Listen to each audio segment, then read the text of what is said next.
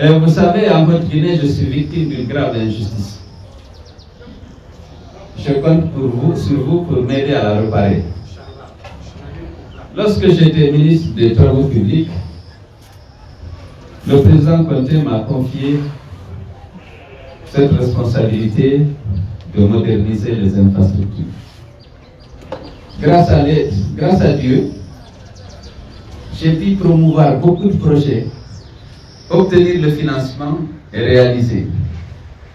C'était le cas de la route Broussa-Kankan avec propos sur le Niger à Irikiri.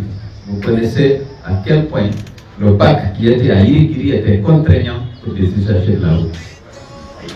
J'ai pu me battre grâce à cette crédibilité dont je parle à l'extérieur pour mobiliser le financement de la route Kankan-Sigiri-Kuremale avec les deux grands ouvrages de franchissement à Djeli-Parkoro et sur le Tenkiso à l'entrée de Sigiri. Le pont de Djeli-Parkoro, c'est 500 mètres. J'ai pu inaugurer tous ces ouvrages. Mais on a dit aux gens de la Haute-Guinée que si je suis président, la région n'aura rien de partage. Et que ces cadres seront marginalisés. Ce n'est pas vrai. Dans la réalisation de toutes ces actions, c'était toute la Guinée qui était dans mon cabinet. Y compris de nombreux ressortissants de la Haute-Guinée.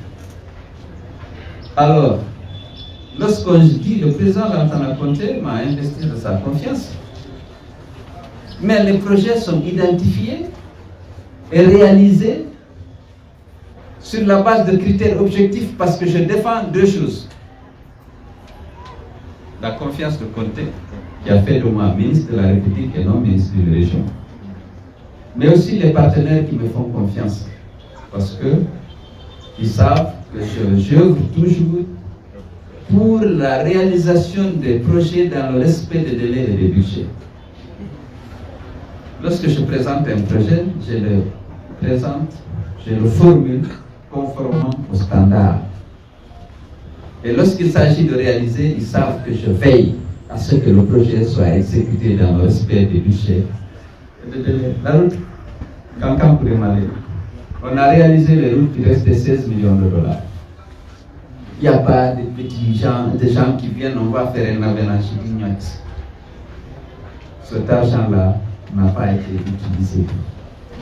Parce que nous avons fait des appels d'offres. On a veillé à ce que les meilleurs dossiers soient choisis, malgré toutes les pressions. Donc, il faut rassurer les gens de la Haute-Guinée. Si j'étais là déjà, je l'avais lancé le projet au Guinée-Kankan. Et la BAD avait bien accepté d'être le chef de file du projet pour le financement.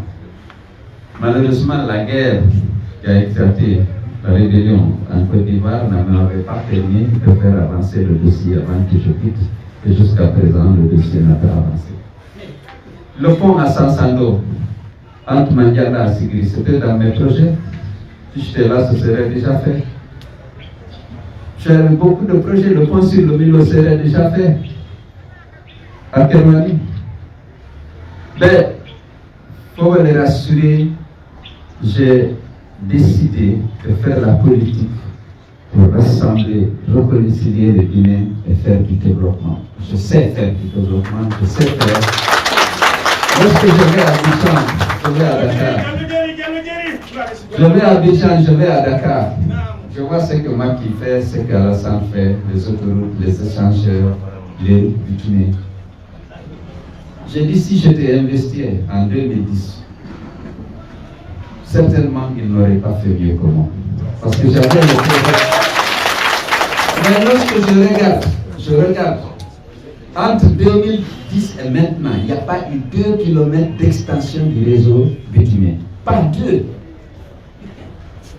Le réseau bitumé qu'on a laissé n'a pas augmenté. Non seulement il n'a pas augmenté, mais ce qui existait s'est dégradé faute d'entretien.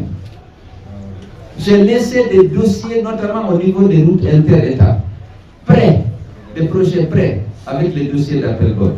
L'abbé Malik Kibibou, c'est pas parce que vous êtes là. Boké Kebo, Lola Danané, et puis il y avait Oyene Kankan qui était lancé. Ces projets-là auraient été déjà faits. Mais lorsque je regarde, en 11 ans, on n'a pas fait 2 km de nouvelles routes bitumées, et je vois ce que le Sénégal a fait, je vois ce que la Côte d'Ivoire a fait pendant la même période.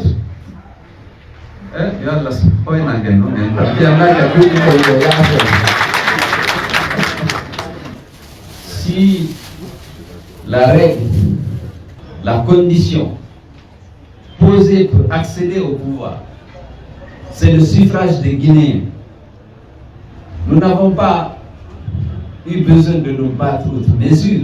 Les Guinéens nous font confiance. Chaque épreuve renforce la confiance des Guinéens. C'était le cas du bâtiment. Beaucoup peut-être pensaient à celle de rester là-bas. Je ne peux pas rester comme ça, dans un bien, dans une maison qui appartient à l'État. Si la condition c'est d'être élu, il est hors de question d'être élu et maintenant d'accepter de renoncer. Il faut que ça soit clair et il faut pour cela que nous nous battions pour que la vérité des urnes soit respectée, qu'il y ait des élections transparentes et que la vérité des urnes soit respectée. Il est hors de question de reculer désormais. Je vous remercie.